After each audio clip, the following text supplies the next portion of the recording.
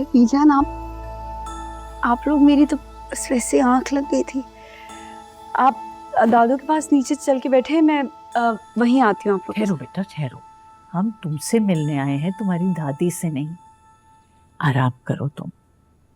मैं जानती हूँ ये तुम्हारा और तुम्हारी माँ का कमरा है, और वैसे भी आराम तो अपने ही कमरे में आता है ना।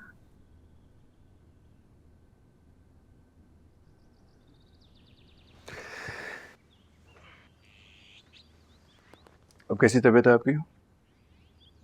सर में दर्द तो नहीं है?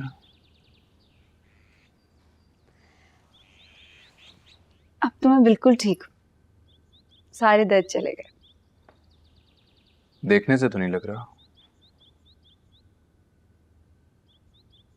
दर्द नजर थोड़ी आते हैं। नजर नहीं आता, लेकिन महसूस तो होता है आंखों से।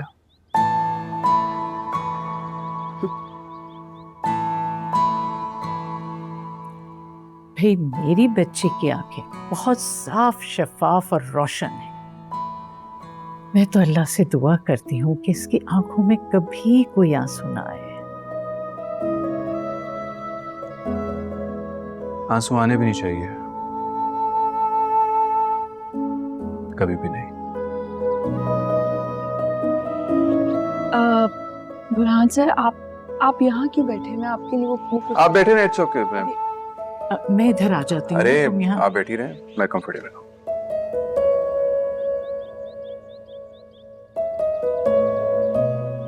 मैं ये सोच रही हूँ कि आप लोगों को चेक पोस्ट पे किसी ने नहीं रोका।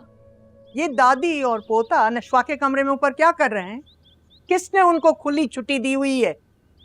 दीवारें जुड़ी होने का ये मतलब नहीं है कि जब जी चाहे सारी हदें फलांग कर कहीं भी पहुंच जाओ। रखो यहाँ, कोई जरूरत नहीं खिदमत करने की। इंसान सीधे रास्ते से आए तो आओ भगत भी बनती है। अब लगता है दरवाजों पे भी ताले डाल के रखने पड़ेंगे। क्या हो गया माँ जी, आप क्यों शोर कर रही हैं?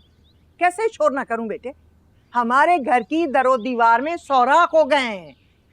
अब यहाँ अजीब व गरीब मखलूकात दंदनाती फिरेंगी और मैं बैठकर तमाशे देखूंगी। हुआ क्या है?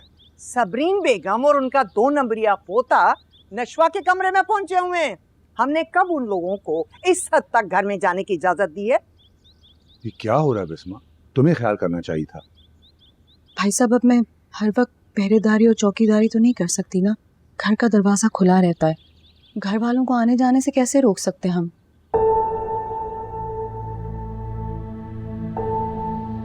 वो घर वाले नहीं हैं, ना हमारी बराबरी के हैं। क्या तुम माँ जी के असूल भूल चुकी हो? भाई साहब, मैं कुछ भी नहीं भूली, लेकिन ये बात भी तो भूलने वाली नहीं है ना कि ये घर कभी एक थे।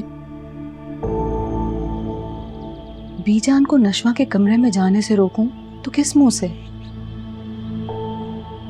अच्छा, तुम कब से सोचने और बोलने लगी हो? हाँ,